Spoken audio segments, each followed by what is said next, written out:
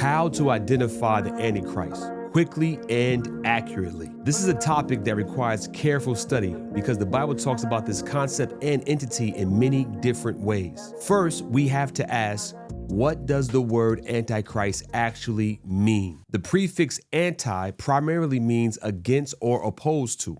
But in the original Greek, it also means instead of or in place of. So the Antichrist is someone who is against Christ, opposed to Christ, and or acts in the place of Christ. Now, where is the Antichrist mentioned in the Bible? The specific word Antichrist actually appears less than many people realize. While the concept is all through Scripture, the Apostle John is the only one who uses the specific word Antichrist. He uses it 5 times in 4 verses. He defines an Antichrist as anyone who denies that Jesus is the Christ.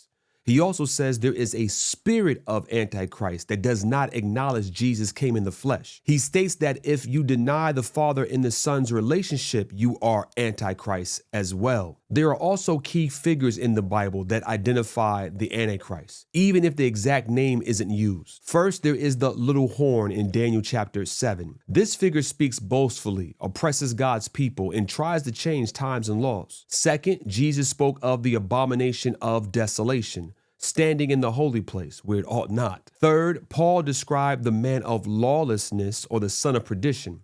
This figure exalts himself above God and sits in God's temple claiming to be God. Fourth, Revelation 13 describes the beast from the sea. This beast has 7 heads and 10 horns, speaks blasphemies, and has a special mark. This is just to mention a few of the figures in the Bible. To identify these figures, the Bible gives us specific traits or characteristics. Now, it's very important here to mention and note that the Antichrist is a ruler, a particular person over a particular kingdom. The little horn comes out from the 4th kingdom of Bible prophecy, which is Rome. So we're looking for a man out of Rome to fulfill all these characteristics that are given us in the Bible. Rome had 2 phases, the 10-horn phase and the little horn phase.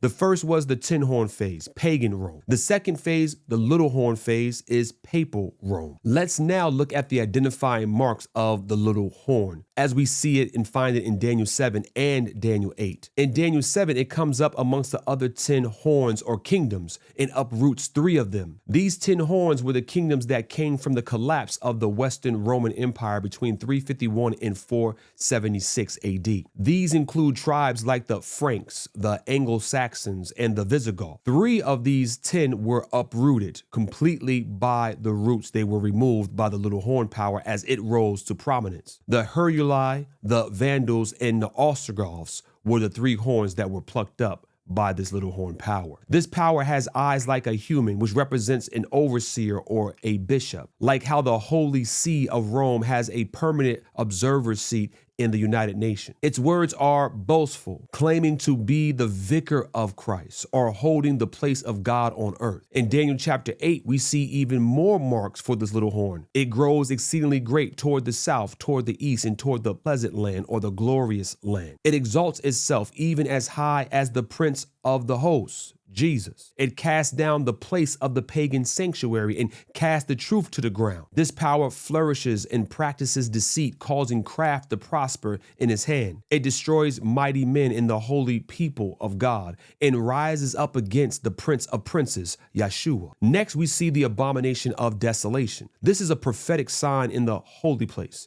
It involves ending the daily and causing spiritual desolation. This concerns Rome in both her phases, her pagan and her papal phase. Then we have the man of lawlessness. Paul says he's revealed after a great falling away or apostasy within the church. He exalts himself above everything worshipped and sits in the temple of God. He claims to be supreme head of the church. This man of lawlessness was already at work in the days of Paul, let me add. Finally, we look at the beast from the sea. It has 10 horns, 7 heads, and resembles a leopard, bear, and lion. This beast received a fatal wound, a mortal wound that was later healed or is in the process of healing. History lets us know that this deadly wound took place in 1798. Satan gives this beast his power, seat, and great authority. Pagan Rome gave the papacy her power, seat, and great authority. When Constantine moved the capital to Constantinople in 330 AD, it left a vacuum for the Bishop of Rome to fill. In 508 AD, Clovis I, the king of the Franks, gave the papacy power via his sword and his conversion to Catholicism. Later, Emperor Justinian established the papacy supremacy in 533 AD, making the Bishop of Rome the head of all churches and the corrector of heretics. The office of the papacy, with its lines of popes, clearly is the fulfillment of the man of sin that ruled for 1,260 years, a period known to us as the Dark Ages. Understanding these Bible truths helps us to stay faithful to God, friend. He has given us these signs so we can know the truth